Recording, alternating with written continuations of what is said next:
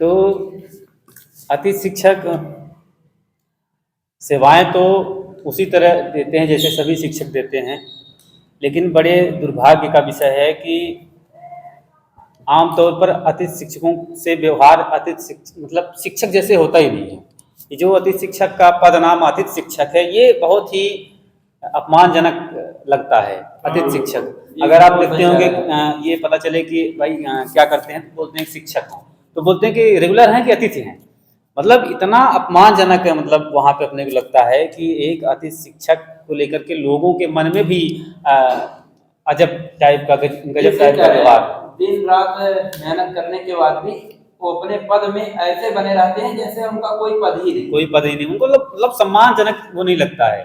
कहीं भी रहते हैं तो उनको एक अलग दृष्टि से देखा जाता है, समाज में भी देखा जाता है, पूरे शिक्षक समुदाय में भी, सभी विद्यालयों में उनको अलग दृष्टिकोण से ही देखा जाता है। पूरी तरह से बेचारे पेमेंट के लिए तरस रहे हैं। आज तक वह अतिथि शिक्षकों का पद स्थायी तो नहीं हुआ। 12 माह का सेवा काल सरकार से गुजारिश करते हैं हम सभी लोग कि 12 माह का सेवा काल में प्रदान किया जाए, जिससे वो थोड़ा सा अपने लिए एक ऐसा अस्तित्व बना सके जैसे समाज में कोई उनकी देह जिससे जो देखते हैं वो थोड़ा दूर हो जाए। इसके पहले सरकार में माननीय मुख्यमंत्री शिवराज सिंह चौहान जी थे, जिन्होंने अपने प्रयास से अपने मुख्यमंत्री की सेवा काल में उन्होंने अतिथि शिक्षकों के लिए जो भी दिया तो बहुत कुछ दिया। जैसे उन्होंने वेतन बढ़ाया है ना, 2 गुना वेतन किया। जहाँ 7,000 मिलता था 14 हो गया, 5 का 10 हो गया, 9 का 18 हो गया। ये थोड़ा सा वो था कि चलिए हाँ कुछ अतिथि शिक्षक आदमी मतलब कर रहा है तो थोड़ा सा कुछ हुआ, तो सम्मानजनक है, मतलब पहले से अच्छा है। लेकिन चाहिए तो ऐसा कि समान कार्य समान वेतन। भाई वही काम तो अतिथि शिक्षक भी कर रहे हैं, जो कार्य स्कूलों में रेगुलर शिक्षक कर रहे हैं वही काम अतिथि शिक्षक भी उतनी ही मेहनत कर रहे हैं। ऐसा भी नहीं है कि कम मेहनत कर रहे हैं, कि वो 6 पीरियड पढ़ा रहे हैं, 4 पीरियड पढ़ा रहे हैं तो अतिथि शिक्षक कम पढ़ा रहे हैं, ऐसा भी नहीं है। हाँ, सब उतना ही पढ़ा रहे हैं, सरकार की निगाहों में है, पूरी तरह सरकार के हिसाब से काम कर रहे हैं। तो सरकार यदि चाहे तो जो दोहरा मापदंड है शिक्षकों के प्रति, तो वो समाप्त कर सकती है, ऐसा नहीं है। हाँ, इसमें एक समस्या और भी आती है। जैसे मान लीजिए अतिथि शिक्षक उनका, जैसे मान लीजिए उनका भर्ती हो गया, 20 साल में भर्ती हो गए, 25 साल 30 साल 35 साल तक उन्होंने अतिथि शिक्षक में सेवाएं दी, कार्यरत थे। फिर उन्हें एकाएक वहाँ से हटा दिया गया, कोई शिक्षक आ गए तो उनको हटा दिया जाता है। तो बेचारे अतिथि शिक्षक 35-40 साल की उम्र में जब बिल्कुल शिक्षा से दूर हो जाएंगे तो दूसरे विभाग में काम कैसे कर पाएंगे। जी बिल्कुल ठीक कह रहे हैं। क्या है कि एक पढ़ाना लिखाना एक ये अलग सिस्टम होता है, अलग तौर तरीका है। इसके बाद वो चाह कर भी मेहनत मजदूरी मिट्टी बालू सारी चीजें ना कर पाएंगे, थोड़ी उनके लिए थोड़ा कठिन काम होगा। ये हमारे हिसाब से बिल्कुल सही कह रहे हैं।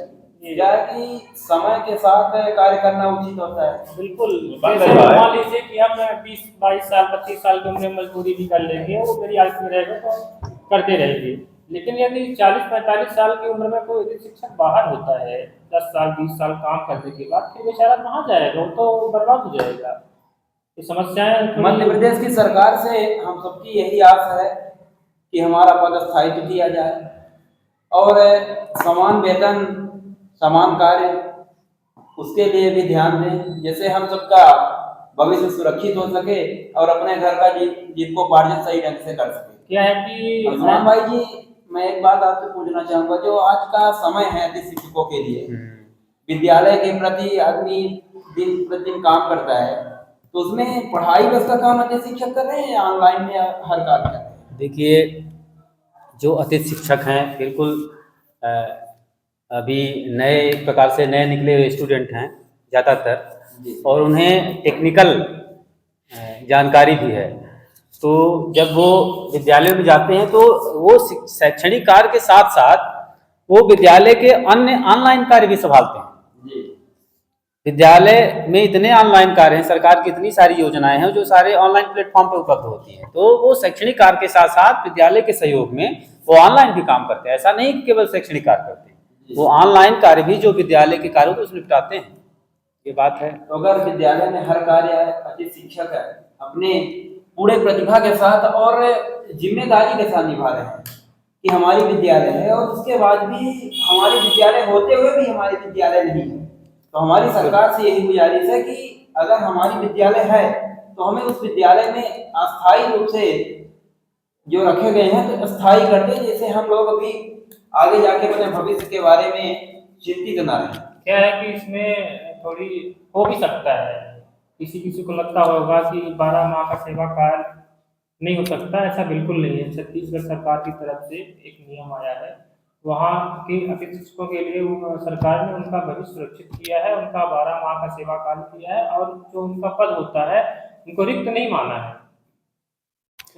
देखिए क्या है थोड़ी वहाँ के जो शिक्षक हैं उनका थोड़ी भविष्य सुरक्षित है, अच्छा है ये आपकी अपेक्षा। अन्य राज्यों की तरह अगर मध्य प्रदेश सरकार चाहे तो मध्य प्रदेश में भी शिक्षकों का भला हो सकता है। जैसे शिक्षकों को एक बहुत बड़ा डर रहता है, डर का है वो पहले से ही क्लियर है कि केवल 10 माह सेवा देते हैं, है ना। अब सोचिए कि जो व्यक्ति केवल शैक्षणिक अतिथि शिक्षक पद पर है और 10 महीने के बाद वो हट जाता है, 2 महीने क्या करे, क्योंकि उसके पास कोई अन्य कार्य तो है नहीं। तो अब सरकारों को भी पता है कि ये मतलब जो शिक्षकों के साथ व्यवहार हो रहा है बिल्कुल अच्छा नहीं हो रहा है ना। अतिथि शिक्षक मतलब एक सम्मान का, आप बताइए जो शिक्षक कक्षा में पढ़ा रहा है बच्चों को, अतिथि शिक्षक, उसकी खुद गारंटी नहीं है 1 मिनट की, वो बच्चों को किस कॉन्फिडेंस के साथ पढ़ाएगा। सही बात कह रहे हैं। जैसे आज हमें अतिथि शिक्षकों के तौर पर विद्यालय में गए, पढ़ाने गए, अपना पीरियड लिए कि कल हम बच्चे को फिर से पढ़ाएंगे, और कल हम विद्यालय नहीं आएंगे, ऐसा भी हम लोगों के साथ होने वाला है। ऐसा भी हो सकता है कि अतिथि शिक्षक किसी कक्षा में पढ़ा रहा हो और उस कक्षा से पढ़ा करके और ऑफिस वाले चेयर में जैसे ही बैठे तो उसको ये भी पता चले कि हमारे ही पद पर, हमारे ही विषय का कोई रेगुलर शिक्षक आके वहाँ पे बैठा हुआ है, और हम लोग यहाँ से, आज से हमारी यहाँ से छुट्टी है। हाँ, उसको सोचिए कैसा लगेगा। एक शिक्षक का सम्मान उसे नहीं मिल रहा है, एक शिक्षक को जो उसका सम्मान मिलना चाहिए, शिक्षक के साथ बिल्कुल अच्छा व्यवहार नहीं हो रहा। सभी लोग सरकार से गुजारिश करते हैं कि सरकार हम सबका भविष्य सुरक्षित करे और समान वेतन दे जैसे रेगुलर टीचरों को देते हैं, और जो भी योजनाएं सरकार सरकारी टीचरों को दे रही है वो हम सबके लिए भी उपलब्ध कराएं, जिससे हम लोग भी सरकार के ही अंग हैं, और सरकार से हम सबकी गुजारिश है। जय हिंद, जय भारत।